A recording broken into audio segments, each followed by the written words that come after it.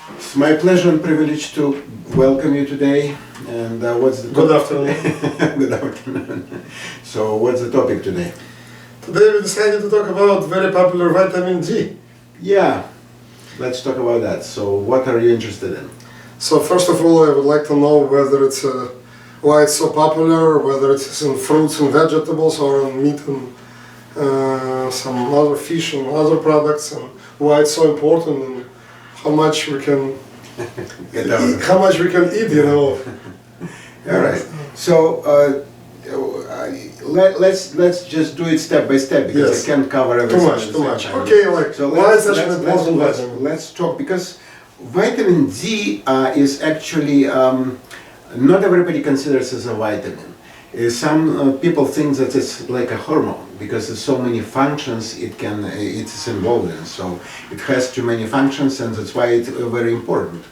And as you know, everybody knows that vitamin D is important for the bones. Okay, so who doesn't have enough vitamin D, not getting enough calcium, and they might develop fractures, etc., etc. By the way, hip fractures are very dangerous.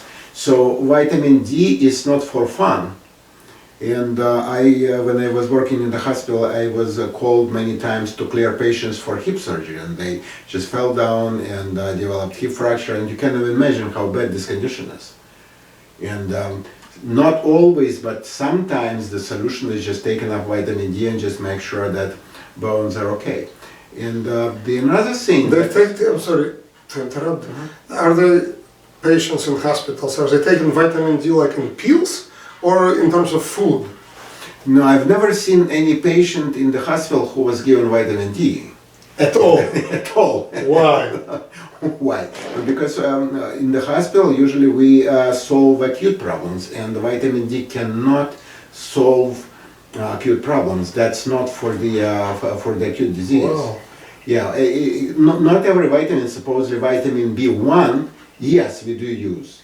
And it's used for alcoholic, when we suspect alcoholic delirium or something like that. And in this case, a patient is getting like 100 milligrams IV as soon as he comes. But vitamin D is another animal. It's totally different. I see all the time in hospitals that patients are given different vitamins. I never asked about vitamin D, I just saw. Usually they give multivitamins, but Yeah. not that much. And importance is this: the vitamin D. It's very important how much you're getting. How much, and the FDA recommendation is kind of questionable. The reason for that is because they recommend from 400 to 600 units a day. And, It looks like it's very little. well, let's give you another number. And if somebody is spending at least a few hours in the sun, supposedly go do On the sunbathing, beach. do you know how many units of vitamin D he is producing in his body? About 50,000. So compare two numbers, 50,000 and 600 recommended by FDA. 50,000 that God gives us, and 600 that FDA gives us. So there is a huge difference, of course, okay? Of course, everybody loves to be on the beach. But all doctors say you have to swim more, you have to be on the beach, you have to relax, it's very good for your health. Of course, don't go crazy in terms of like too much sun, don't burn yourself, but otherwise, like few hours on the sun, it's normal, it's okay, it's good. No, it's not necessarily the good idea to get several hours, because sometimes you can get burned. Yeah, that's what what I'm saying, depends it's on the bad. condition. But at least some sun is good. Yeah, some, but the caveat is here is this. So if somebody is doing sunbathing, the vitamin D is just made in the very top portion of our skin. And what happens is that this person, after the sunbathing, goes and takes a shower, especially with some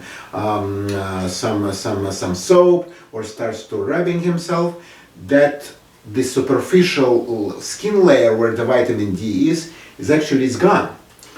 But I know myself, I know many other people, after the beach, after the salty and not so clean ocean water, people usually take a shower. Sometimes they take shower even on the beach if there is a shower there. Sometimes at home it's obvious.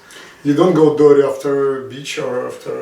Well, I'm not saying that shower is bad, but I'm saying that it's not necessary to use soap Do not use soap and do not rub yourself you know, too because much. otherwise all the benefits are going to be gone. Got And it. this is extremely important. Every time I learn something. And I usually don't recommend to my patients who is, of course, you can do it. I'm against soaps, and the reason for that is because naturally, the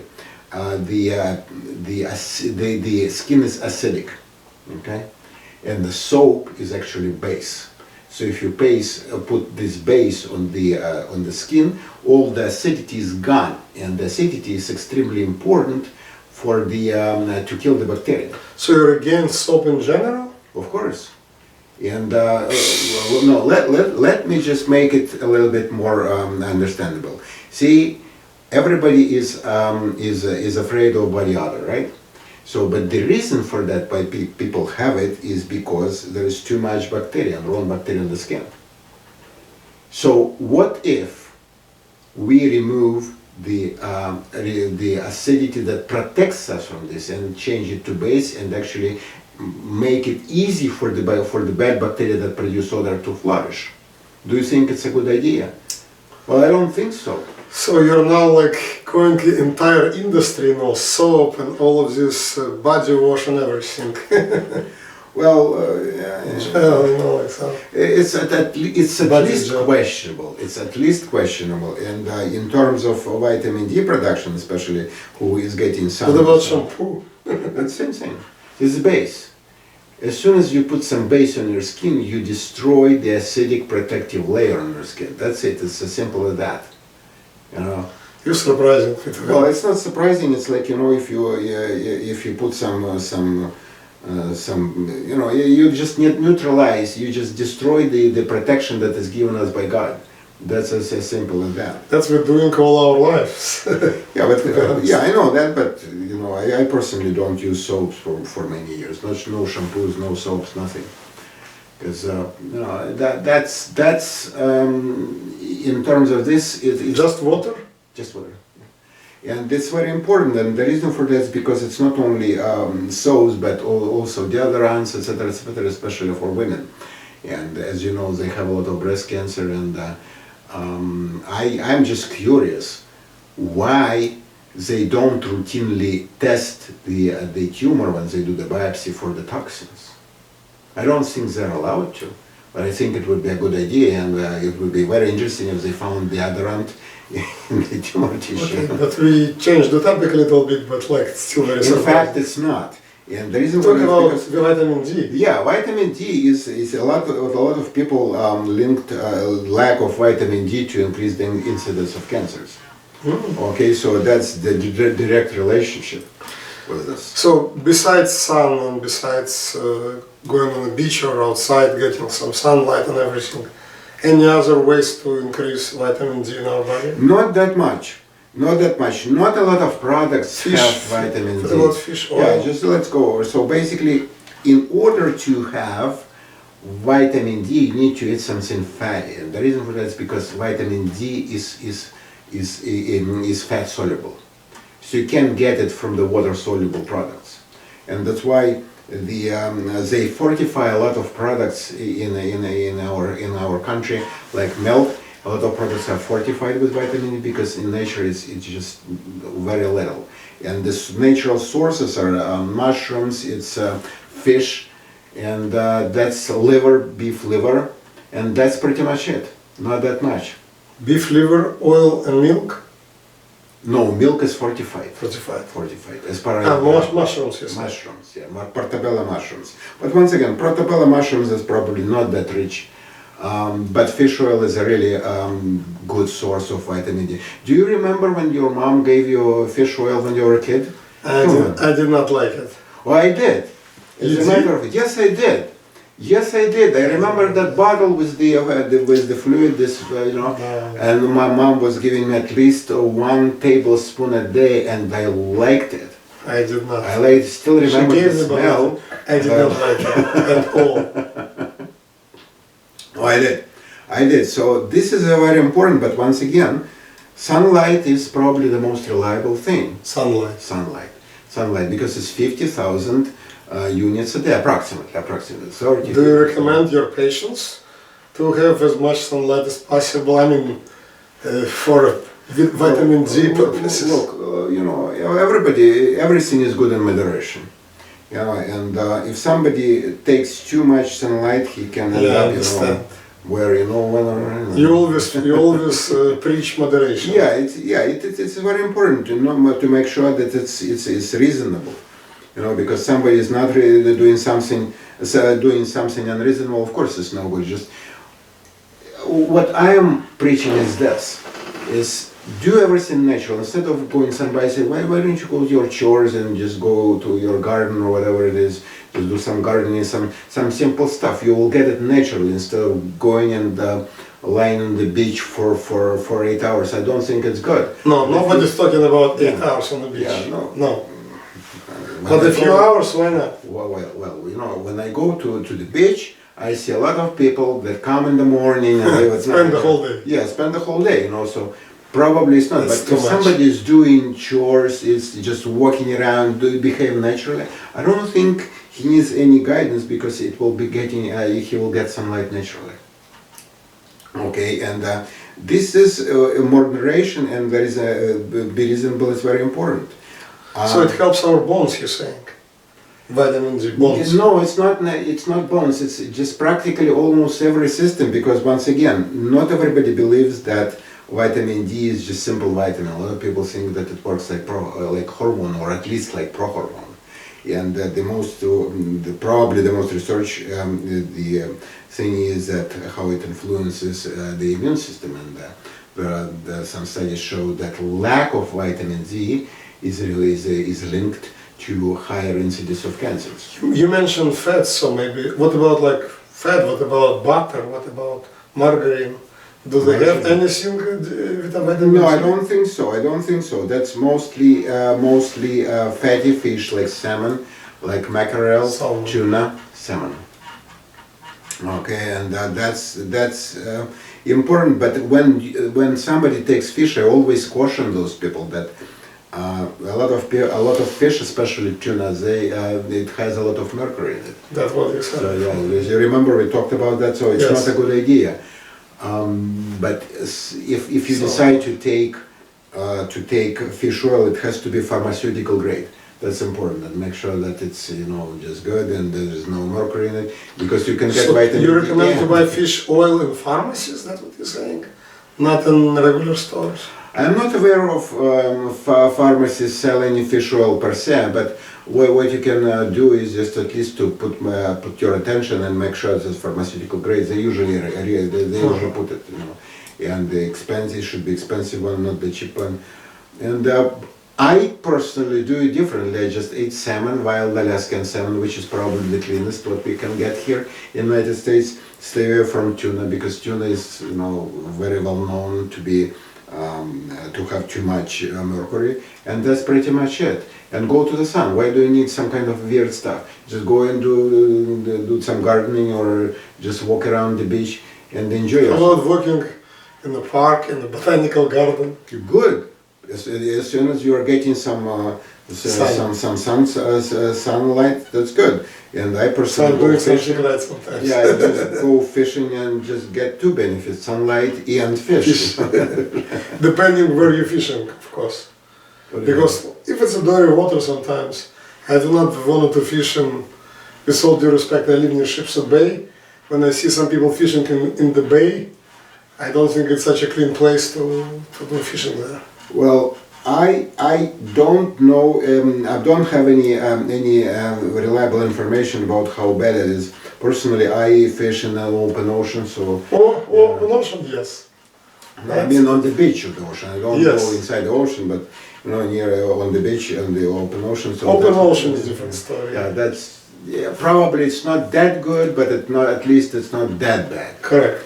Okay, so that is very important in terms of cancer. And by the way, there was a very interesting story that when somebody has a skin cancer, like melanoma, they say don't go to the skin to the sunlight. Correct. Okay, that's it. Okay. Correct.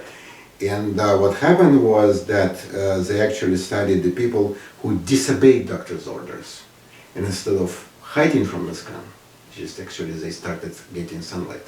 And And guess who had lower incidence recurrence of melanoma? The guys who disobeyed doctor's orders. so what are you preaching again? To No, I'm disobey not saying doctor's orders? no, I'm not saying that, but this is a very interesting thing. Just the vitamin D is probably not that bad as you might think. I mean, in terms of official standpoint, there is no benefit of vitamin D in terms of cancer prevention. That's what they say. I know that you will never preach smoking or drinking alcohol or going crazy in general. No, but what I'm saying... You're saying that sometimes do not listen to doctors. No, I didn't say that. I said that every Yes, doctors do say don't go everything for should a lot of be- sun when you have melanoma. That's true. Yeah, but this is the fact, and it's very well known fact that autoimmune disorders are much, the incidence is much higher where there is less sunlight.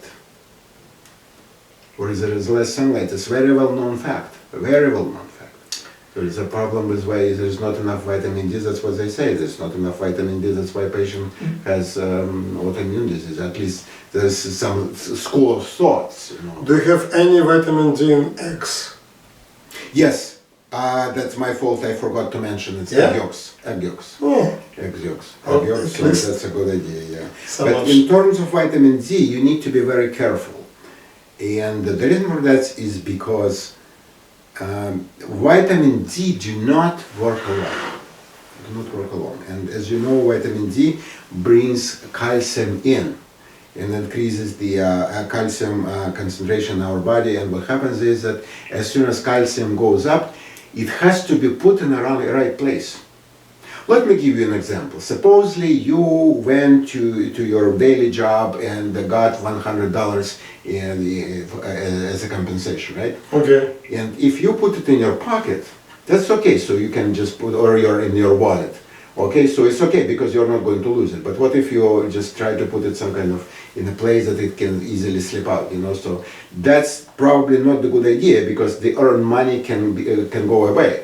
The same thing is here, but here it's even a worse situation because if you don't take care of your $100 bill you earn by doing hard work, you know, you just lose the money. But if you don't take care of the calcium, it's much more dangerous because instead of just losing it, you might actually get a very bad enemy, you know, very dangerous enemy in your calcium. Calcium may become your enemy. And this is why, because calcium instead of being... But if I eat and I know that it's inside me, I cannot put my hand inside and say, no, don't go there, go here. How can I regulate? As a It's inside, that's all I ate, finish. As a matter of fact, you can. As a matter of fact, you can. And the reason for that is because... No, let me just give you one of the ways. One of the important regulators of how calcium behaves in our body is vitamin K. K? Especially vitamin K2. Yeah, K2? K2. Make sure that it's in. Where can you find K2? Make sure that calcium is going to the right place. And who has enough vitamin D and enough calcium but they don't have enough K2, they run into trouble because calcium is deposited in the wrong place. Like. So now it's time to say how to get K2. Like, you just let me tell you how dangerous it is. It goes to the vessels, it's just closed vessels, can go to valves, go to aorta, and valves become because the valves become too narrow, creates aortic sclerosis, stenosis secondary to calcium deposition. That's what we see every day. And heart failure, patient goes to heart failure, but nobody actually links it to the wrong deposition of calcium, even though it's very well known. So it's time to say how to get this K2 and to be safe. K2 is produced in our digestive system. Unfortunately, you can't get it, at least not to my knowledge, you can't get it enough from foods. You just need to make sure that your Not plums, not Listen, fruits. I'm not God, I don't know everything, but not to my knowledge. As per my knowledge, K2 is produced in our digestive system, and that's how we get it. And of course, if somebody has a healthy digestive system, not destroyed by antibiotics, probably he has enough vitamin B. But most of us who were treated as kids when, with a lot of antibiotics, most likely our production of vitamin K2 is at least compromised. Okay, so in this case, we would like I always suggest my patients, don't take alone vitamin D, it's dangerous. You need to take vitamin D with K2. Because if you don't, you will pay a very high price for this. But you just said that there is no K2 in the food? That's why what we do, actually, we have a supplement. We combine, not we combine, but we use a combination of vitamin. Yeah, show it today. Yeah, what is it? Yeah, that's what I'm talking about. It's vitamin D with K2. Ah, that's what it is. Yeah. So you can offer it to your patients here in the clinic? Right. It's called Sergey Kalinteko MD, vitamin D. You mean, why is your name here? Do you produce it? How do you, No, it's it's called private label, but we can just pick up whatever it's necessary. Okay. It has both. Yeah, D and K2. And K1, basically, this is K1. Actually, it's sometimes it's even better, but just that's very good combination, vitamin K2, K1. But you need to have some Ks in it. And that's what we have. You give it only to sick patients or even to healthy? No, yeah, I mean, so just once again, you can't get vitamin D without K group. Okay, so unless you take this one. Yeah, unless you take this one. Is because either you have a healthy digestive system that produces K group, or you need to supplement it. So how it's like basically created like taking two vitamins, making one pill. That's how it's created. Yeah, and that is very important. And let me give you another suggestion. I'm taking it. You are more than welcome. Okay, make sure that when you just talk on the radio, but make sure that you're taking it. Yeah, but healthy person also can take it.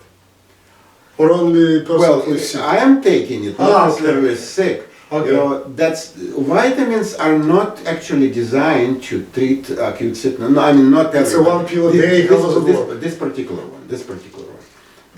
one, because some vitamins are designed to treat the acute disease, but not this one. Okay, so it's very important, and you need to take. I personally take it with vitamin K group, K1, K2, whatever I have, but it needs to be taken with K group.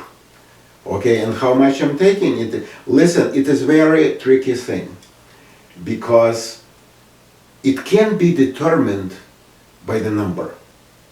I can't look at you and tell that you need 5,000, you need 2,000 units or 1,000. Needs to be checked by levels. But in this case, it's one pill a day. How does it work? No, that's what I'm saying. Yeah. You can't tell it.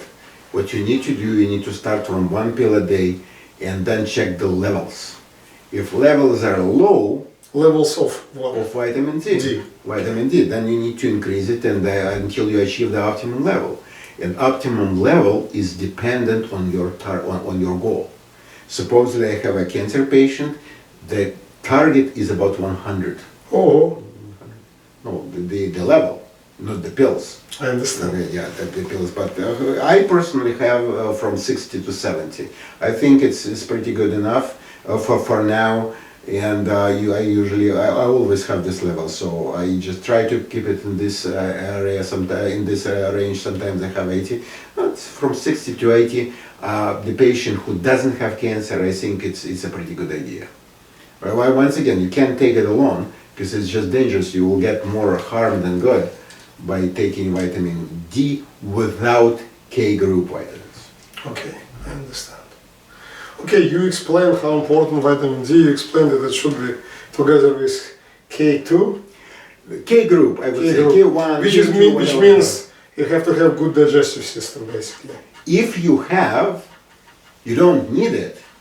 But who has it in our here? I don't think that many people. I don't complain. Did you check your vitamin K levels? I don't know. But I don't have problem. I'm not asking you. It's just rhetoric questions. I'm not asking you about your levels. Was not my intention. I apologize. But just in general, people they don't do that. They don't check their vitamin D levels unless they are concerned with that. Yes, some kind of problem. Yeah, but other than that, it is very important. But vitamin K too, not everybody has it. So healthy diet, a lot of sun, some physical exercises usually are the best. No, I think, but recipes. you need to check the levels. You don't know, and it is extremely important. How, by blood test? Yeah, blood test. Blood test is very important. The reason for that is because a lot of other reasons can prevent vitamin D from go up and achieve the level. For example, lead interferes with vitamin D metabolism. Who has vitamin D, who has a lot of lead or just a little bit, can interfere with vitamin D metabolism, and we see those patients. No matter how much I give vitamin D, levels are not going up. And we check the levels. Lead burden, and we find that it's very high on lead. Doctor, thank you very much for your lecture. I would say I learned a lot today. I hope you too. And this is like magical bottle. Thank you very much. Okay, thank you, appreciate and see you next time. Thank you. Thanks.